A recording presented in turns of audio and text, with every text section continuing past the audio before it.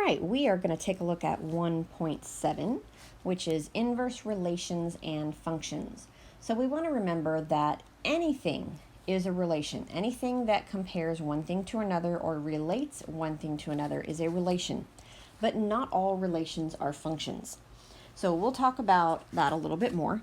First thing I want to do is discuss important factors about the inverse. So the first thing is if f of g of x, so we have f of g of x simplifies down to just x and nothing else, and g of f of x simplifies down to just x, nothing else, then that tells us that those two functions, f of x and g of x, are inverses. So when you do the composition of functions, you plug g of x into f and you plug f of x into g. If it simplifies to anything other than just x, like x plus 2, x squared, or even negative x, then that means that those are not inverse functions. They must simplify down to just a plain old x in order for those two functions to be inverses. All right, also, inverse functions are denoted by this, and that is read f inverse of x. So if your function is named f, your inverse will be f inverse. If your function is g of x, then your inverse will be g inverse of x. All right, the next thing is inverse graphs are symmetric over the line y equals x. So if we take just any old coordinate plane here, first thing is the line y equals x is that perfectly diagonal line, because y equals x means that in any point the x and the y coordinate must be the same. So that's going to give us this perfectly diagonal line containing the points 0, 0, 1, 1, 2, 2, negative 1, negative 1, negative 2, negative 2, and so forth. So we're going to take just a general parabola. So if we take just a nice normal quadratic function, something like that, and then it appears as though it has been shifted up, whatever, 1, 2, doesn't matter. So that's our quadratic function. If it is reflected over that y equals x line, then that means that it's going to go something like this. And if you think about it, I like to kind of turn my head a little bit so I can see. If I tilt it just a little bit, I can tell that if I were to fold my paper on that line, those two graphs would match up, or at least really close. I didn't draw it perfect. But they are reflected over that line y equals x. Now, the next thing we want to talk about is a one-to-one function. Some of us have heard that before and some of us haven't. What one-to-one means is that both the original and the inverse are functions. Now remember, for something to be a function, it must pass a vertical line test, or the x values cannot repeat. So if there are any 2 points on a graph that have the same x value but different y values, then that means that it's not a function. Now we talk about a vertical line test. So let's take this parabola that we have here. So the original parabola passes a vertical line test because anywhere I place a vertical line, it only hits the graph once, no matter where I put that vertical line. Okay, now its inverse, however, the blue one, would not pass a vertical line test because I can put a vertical line through that and it passes through the graph twice. That means that there are 2 points on that line, or on that graph, that have the same x value but different y values. So the inverse fails the vertical line test. Therefore, the original is not a one-to-one function, and neither is the inverse.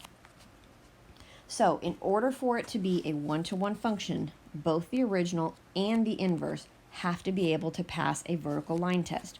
Well, what if I don't have the graph of the inverse? Well, that's where this is going to come in. I can take the original function and I can do a vertical line test to tell if that is a function. I can do a horizontal line test to determine if its inverse would be a function if we graphed it. So we all know the vertical line test. So I can place a vertical line anywhere on this graph, and it only hits the graph once. Now, if I take a horizontal line and I need to do the same type of test, it needs to only hit that graph once. So anywhere I put a horizontal line, it is only going to cross through that graph once. No matter where I go, any horizontal line is going to cross through that graph one time. Therefore, this is a one-to-one function. However, look at the next one. So it passes the vertical line test. No matter where I put a vertical line in here, it only hits my graph once. Therefore, this original graph is a function. However, if I do a horizontal line test, it fails because that horizontal line crosses my graph in two places. So if it fails the horizontal line test, it could be a function, but it's not a one-to-one function because its inverse would not pass that vertical line test. So this is not one-to-one. So in order for a function to be a one-to-one function, it has to pass both the horizontal and a vertical line test. All right, now we're going to talk about finding inverses algebraically. So we did quite a bit of this in Algebra 2, but we're still going to review it. In order to find inverses algebraically, so all I have is an equation, the first thing that I need to do is switch out my x and my y in the equation. So anywhere I see an x, I'm going to replace it with y, and anywhere I see y, I'm going to replace it with x. Now, those are the only things that change in that first step. X becomes y becomes x. Everything else remains the same. Once I have switched out x and y, then I'm going to take that new y value and I'm going to solve for it. So let's look at number 1 to find the inverse algebraically. Well, the first thing I want to do is change that f of x to y, because I know f of x is the same thing as y. So instead of f of x equals, I have y equals. So I have not really changed anything in the equation, just the way it looks. Now I'm going to go to that step 1, and I'm going to change my y to an x, and then equals 2, instead of 2x, it's going to be 2y. And then I still have my minus 6. So notice that is the only thing that changed. Y became x, x became y.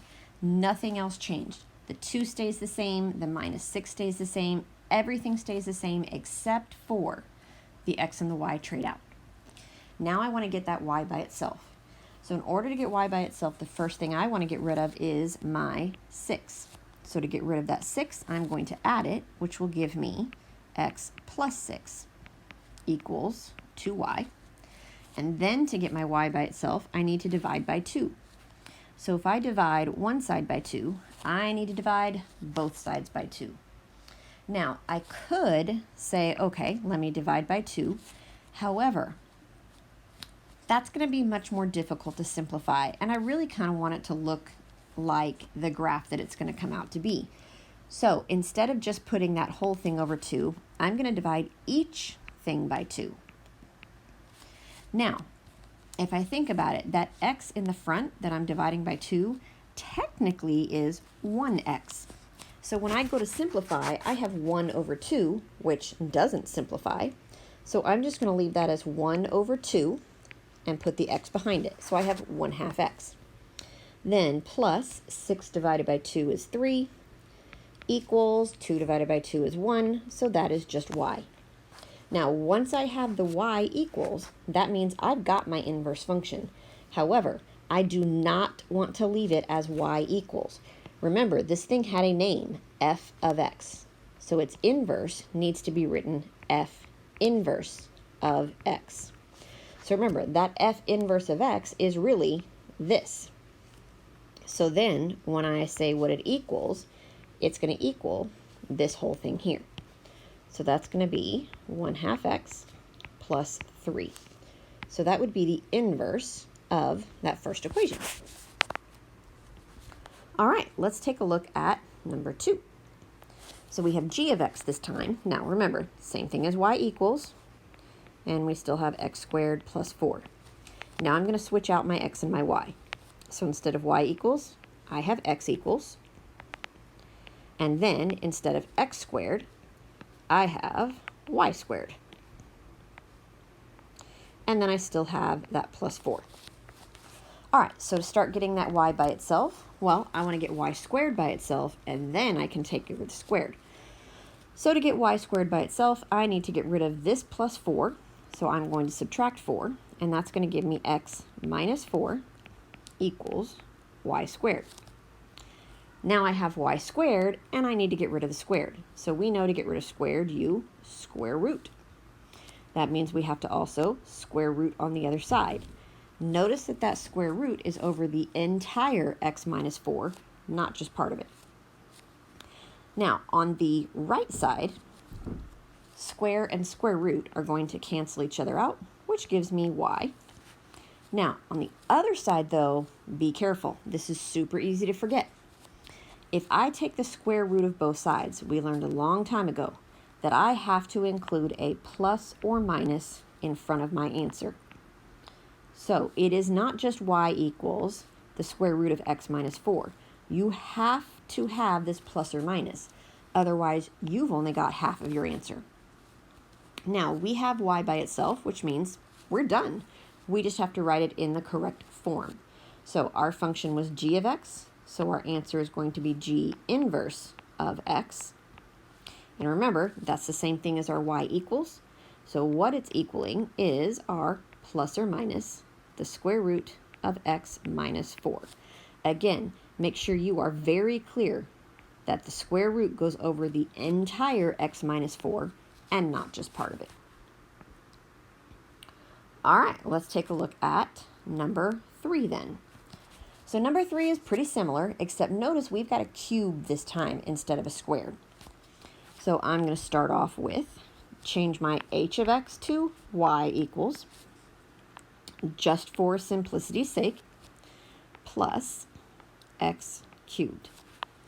All right, so first thing I have to do, switch x and y. So we get x equals negative 16 plus, and then that's going to be y cubed.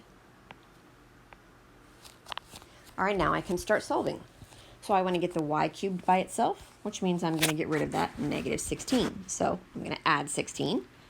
I get x plus 16 equals y cubed. So just like on number 2, to get rid of a square, we took the square root. Now we need to get rid of a cube, so we are going to take the cube root. Make sure you have that little 3 there, otherwise that's not really a cube root. Then I'm going to do the same thing on the other side. I've got my little 3 there for the cube root.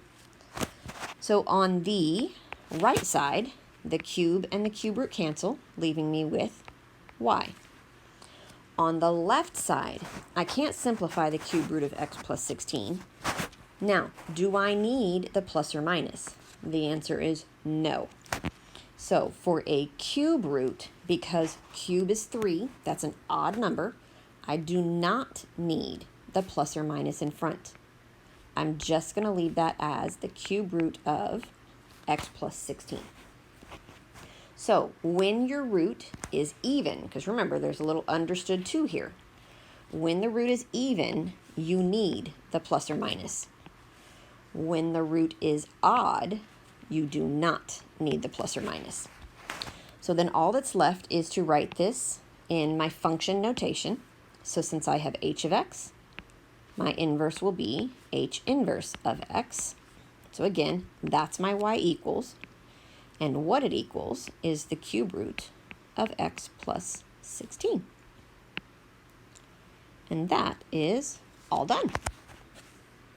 Now, the very last thing that we're going to talk about today is verifying. So this is the very first thing that we had in the notes under inverses, is how to show that two functions are inverses or prove that they are not.